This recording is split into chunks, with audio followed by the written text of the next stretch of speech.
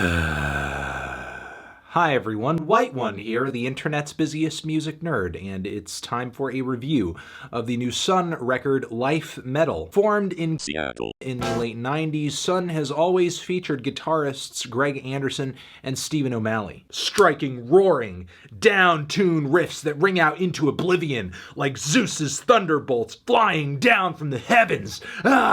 Most people don't take the duo's music that seriously, but I do. And I take the duo seriously because I think they're responsible for some of the most groundbreaking metal music of the 2000s. Between their label, Southern Lord Records, the many artists on it, and Sunn's vast catalog of albums, EPs, and live recordings, the band literally built their own thriving addition onto the gigantic house of metal. Now, Sunn are certainly not the first musical act out there to fuse elements of metal and ambient music, but you would be hard-pressed to find someone out there that has done it more creatively and more consistently than Sunn has. And that statement stands even considering that over the past decade, Sunn's output has not really been their best. 10 years ago this year, Sunn did put out their record Monoliths and Dimensions, which is easily their most critically acclaimed, their most well-received. With their guitars sounding more gargantuan than ever, Steve and Greg expanded Sunn's sound with chants and horns and even harp on a final track that was a tribute to none other than Alice Coltrane. Sadly, the duo's output since the release of this album has been kind of scant or predicated entirely on a collaboration with another artist, where their usual level of experimentation or adventure ends up taking a back seat, or they just kind of play second fiddle. And even though Sunn did release sort of a proper album canon back in 2015, this was not only kind of a shorter record for the duo, but also there was only 20 minutes of new original material on this project, as one of the longer songs on here actually already appeared on the fantastic Domekirk live album they dropped in the 2000s. And the live version of that track was infinitely better than what they delivered here. So honestly, as a Sunn fan, as a longtime Sunn fan, I have been waiting for a record of Life Metal size and focus for quite literally a decade now. And for whatever reason,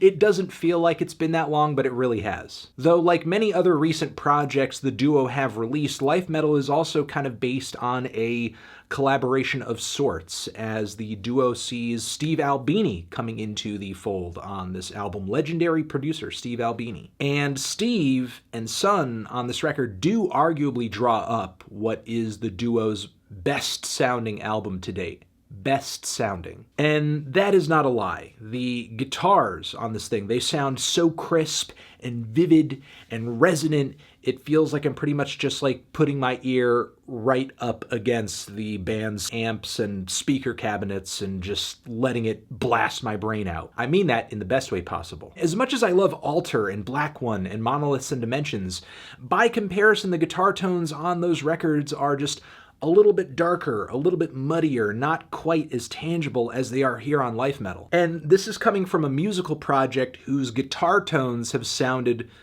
pretty much immaculate for the duration of their entire career. I know the Grimrobe demos are kind of rough, but at least they labeled them as demos. I digress, though. I've seen Sunn live several times, and the sound quality of the guitars on this record is almost indistinguishable from that of just seeing them in person. And this clarity enhances very subtle intricacies between the two roaring, droning guitars in the mix, these very small but amazing little bits of dissonance and harmony, especially on key moments of the track Aurora. The clarity of a record sound isn't always the main selling point of that album, yes, but Sunn is not your usual music group. Sunn and the appreciation of sound and its heaviness and its movement and its physicality are basically inseparable. There is certainly a brightness to Life Metal that I think no other Sunn album up until this point has, and that may in fact be the reasoning behind naming this album Life Metal, since a lot of the material on this record doesn't necessarily feel like I'm staring into a deep, dark, endless abyss like on every other Sunn record.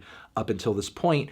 Rather, life metal feels like I'm staring straight on into these burning rays of light. Also a very intense kind of experience, but still a different one. Occasionally, Steve and the duo try to enhance the guitars and the compositions on this record with some extra instrumentation, and they're mixed results. The hushed female vocals placed throughout certain points on the intro of this album are perplexing and a little frustrating. I do like the melodies that they're singing, and I love the kind of quaint and very subtle delivery, but it's their EQ and it's their placement and it's their volume in the mix that just does not make any sense. It's like I'm listening to the duo live, they're right in front of me, the guitars are roaring, but then there's like a couple people singing right up next to my ear while it's all going on, and I can barely make out what they're singing or what they're doing because the guitars are so friggin' loud, but because they're so close to me and they're singing right in my ear, I can feel it there. And thinking back to vocal placements earlier in the band's discography on White 2 and Black 1 and Monoliths and so on and so forth,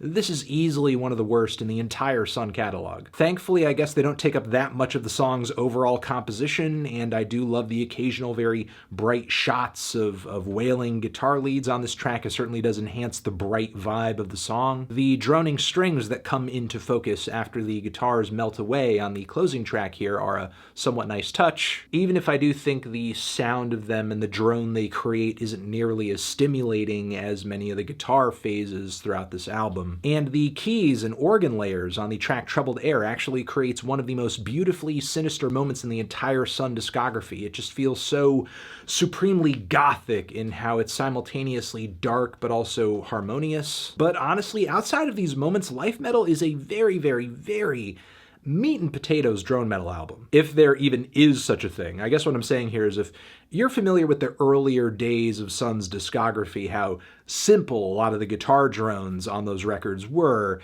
it feels like life metal is very much going back into that direction. And maybe just throwing off this need or this pressure to add to the duo's sound to make it more palatable to those who don't care for drone music or ambient music. And while I get that loud, droning, distorted guitars have very much been the duo's bread and butter for a very long time, I think it's also kind of a stereotype to simply boil Sunn's music down to simply that, as there are quite a few tracks throughout the duo's discography, like Bass Aliens or Bathory or Sebit, that sees them indulging a bit more in space and ambience. And songs like these, as well as the core drone tracks of albums like White 1, as well as Void or Black 1, contributed to these albums feeling like Sunn wasn't just making drone music, but also were just on the threshold of the unknown and engaging in some really serious experimentation. And in my opinion, life metal very much lacks that same sense of risk or adventure. I don't get the sense that we're really riding the fringes on this album and instead are just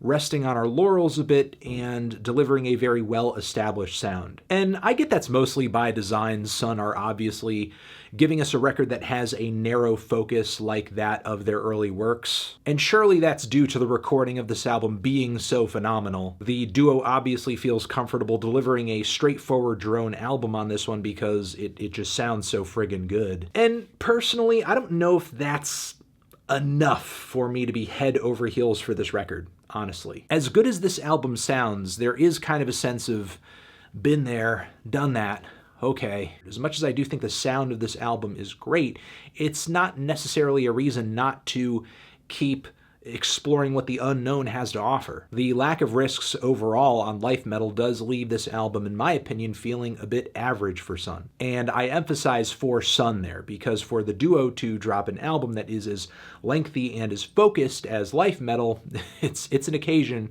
and in the grander scheme of things is pretty great. At the end of the day, I think life metal is a perfectly fine, enjoyable Sunn record, powerful sound on here, otherworldly atmospheres, never-ending drones that melt the mind and create a truly surreal experience. And even if I'm not super crazy about some of the writing or the predictability of this record, there is something to be said for the fact that the band is back at writing songs that push to or push past the 20-minute mark and still manage to stay pretty immersive and engaging. And that immersiveness is a quality that I think a lot of Sunn's most recent material has been lacking a little bit, so to see them put out another album that gets back to that is a triumph in itself. I'm feeling a decent 2 strong 7 on this one. Transition, have you given this album a listen? Did you love it? Did you hate it? What would you rate it? You're the best, you're the best. What should I review next? Hit the like if you like, please subscribe, and please don't cry. Hit the bell as well. Over here next to my head is another video that you can check out. Hit that up, or the link to subscribe to the channel. Anthony Fantano, Sunn, life metal, forever.